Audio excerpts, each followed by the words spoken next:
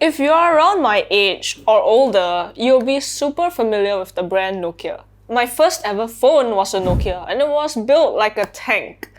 Sadly, their phones are no longer as popular nowadays, so it was a bit of a surprise when I got my hands on these Nokia earbuds.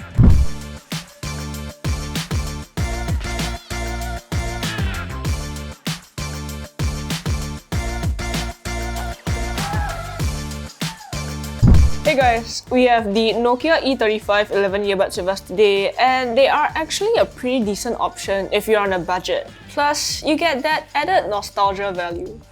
Before we get into the review, don't forget to hit that subscribe button and turn on notifications so you don't miss out on upcoming videos. So let's talk design first. We have the black model with us today, although the case itself is a metallic dark silver, which certainly makes it look more premium than the 149 Singapore dollar price tag suggests. Speaking of which, it seems to be pretty frequently discounted to around 99 Singapore dollars, which of course makes it even better value for money. Surprisingly, the build quality is actually pretty good. The lid opens and closes pretty smoothly, and there's even a little lip on the lid to kind of help you get a better grip when you're trying to open or close it. Weirdly enough, the USB-C charging port is on the front of the case, the same side that the lid opens from. This is something that we've seen previously with the Sennheiser Momentum True Wireless 3 earbuds, and while it's odd, it's not too bad once you kind of get used to it. Inside, you get the earbuds. The earbuds are stemmed, and there's a glossy finish to most of the earbud, although there's a metallic cap on the bottom that resembles the case. There are touch controls here, although it's not on the front of the stem as per normal. It's actually along the side, so it's like where you would press to control the AirPods Pro, except that this is fully touch. So there's actually no way to customize the touch controls because there is no app for these earbuds. But anyway, a single tap on the left and right controls play-pause, a double tap on the right raises the volume, while a double tap on the left lowers it. A triple tap on the right skips tracks forwards, while a triple tap on the left pulls up the voice assistant. There's no track skip backwards here, and you can't even customize the controls to include it. A tap and hold on the left earbud for 2 seconds switches between ANC modes. Because of where the touch sensor is, it's actually not the best. I found myself accidentally triggering inputs, and even when I was intending to use the touch controls, it wasn't the most responsive.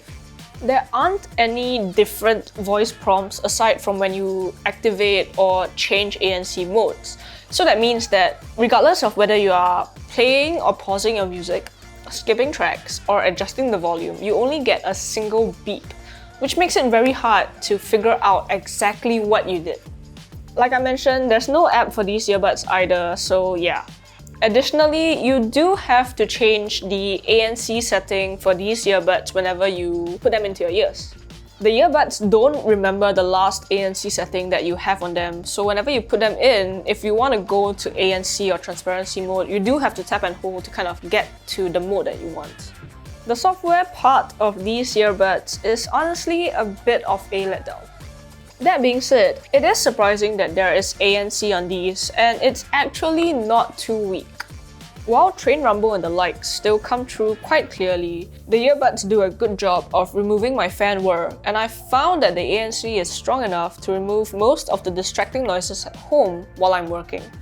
These are best used when you are at home or in the office. If you're looking for something that can really effectively remove noise when you're on commutes and such, I would recommend looking for a different pair of earbuds. Ambient sound is fine as well, it's perfectly usable for quick conversations and such.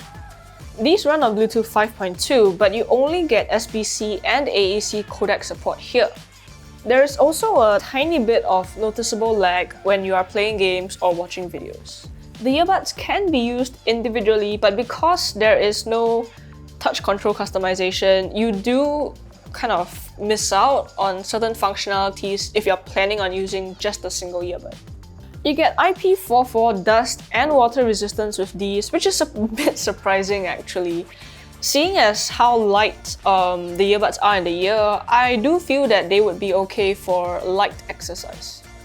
Nokia claims 4.5 hours of battery life in the earbuds with ANC on and 6.5 hours with ANC off. That's a pretty decent estimate, and because I was listening at lower volumes, I did get around 4 hours and 45 minutes.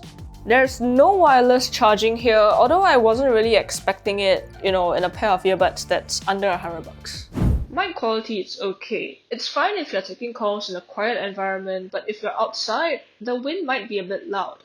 There's not a lot of background noise suppression either. Sound quality isn't too bad. It's easy on the ears with a slight emphasis in the bass and mids, but there's a very distinct lack of energy and sparkle in the treble, resulting in a lot of my music feeling rather subdued. There is a decent amount of bass though, so it works quite well for bass hits. You wouldn't want to listen to classical or tracks with plenty of string instruments and the likes. It just doesn't do any justice to them. Vocals can also feel a bit distant because of this, but raising the volume a touch does help. The soundstage isn't too cramped, although instruments do feel quite tight and closely packed together with very little air and space between them. It can get a bit hard to pick out individual instruments or more subtle details in songs. That being said, at 99 Singapore dollars, it's honestly not too bad. It would be quite difficult to recommend them at their RRP of 150 Singapore dollars because at that price range, there are just a lot of other options that are better. But at under $100, these are pretty decent. Anyway, those are my thoughts on the Nokia E3511 earbuds. If you guys have any comments or questions, leave them down below. Don't forget to subscribe to us and like this video. Till the next one, see you guys!